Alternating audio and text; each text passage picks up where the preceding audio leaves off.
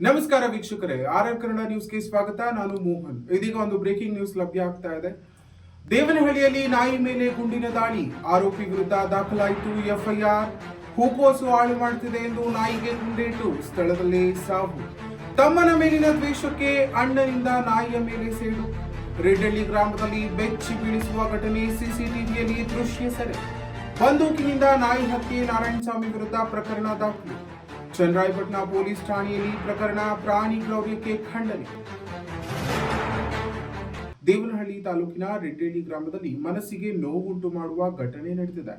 ಹೂಕೋಸು ಬೆಳೆ ಹಾಳು ಮಾಡುತ್ತಿದೆ ಎಂಬ ಕಾರಣಕ್ಕೆ ನಾಯಿ ಮೇಲೆ ಗುಂಡಿನ ದಾಳಿ ನಡೆಸಲಾಗಿದ್ದು, ನಾಯಿ ಸ್ಥಳದಲ್ಲೇ ಸಾವನ್ನಪ್ಪಿದೆ. ಇನ್ನು ಆಘಾತಕಾರಿ ವಿಷಯವೇನೆಂದರೆ, ತಮ್ಮನ ಮೇಲಿನ ವೈಷಮ್ಯದಿಂದ ಅಣ್ಣನೇ ಈ ಕೃತ್ಯ ಎಸಗಿದ್ದಾನೆ ಎಂಬ ಆರೋಪ ಕೇಳಿಬಂದಿದೆ. ಘಟನೆಯ ಸಂಪೂರ್ಣ ದೃಶ್ಯ ಸಿಸಿಟಿವಿಯಲ್ಲಿ ಸೆರೆಯಾಗಿದ್ದು, ಪ್ರಕರಣ ಇದೀಗ ಚನ್ನರಾಯಪಟ್ಟಣ ಪೊಲೀಸರ ಕೈ ಸೇರಿದೆ. ಈ ಬಗ್ಗೆ ವರದಿ ಇಲ್ಲಿದೆ.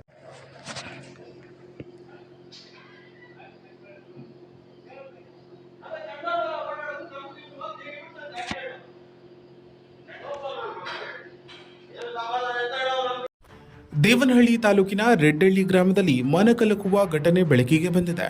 ಹೂಕೋಸು ಬೆಳೆ ಹಾಳು ಮಾಡುತ್ತಿದೆ ಎಂಬ ಕಾರಣಕ್ಕೆ ನಿರಪರಾಧಿ ನಾಯಿಗೆ ಬಂದೂಕಿನಿಂದ ಗುಂಡು ಹಾರಿಸಲಾಗಿದೆ. ಗುಂಡೇಟಿನ ಪರಿಣಾಮ ನಾಯಿ ಸ್ಥಳದಲ್ಲೇ ಪ್ರಾಣ ಕಳೆದುಕೊಂಡಿದ್ದು, ಈ ಕ್ರೂರ ಕೃತ್ಯ ಸಿಸಿಟಿವಿ ಕ್ಯಾಮೆರಾದಲ್ಲಿ ಸ್ಪಷ್ಟವಾಗಿ ಸೆರೆಯಾಗಿದೆ.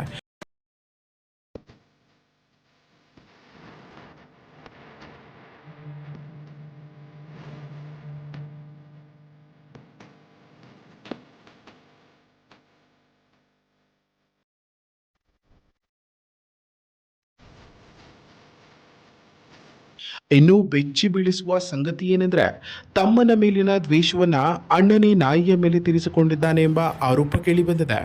ಘಟನೆಯ ನಂತರ ಸ್ಥಳೀಯರು ಆಕ್ರೋಶ ವ್ಯಕ್ತಪಡಿಸಿದ್ದು, ಪ್ರಾಣಿ ಕ್ರೌರ್ಯಕ್ಕೆ ತೀವ್ರ ಖಂಡನೆ ವ್ಯಕ್ತವಾಗಿದೆ.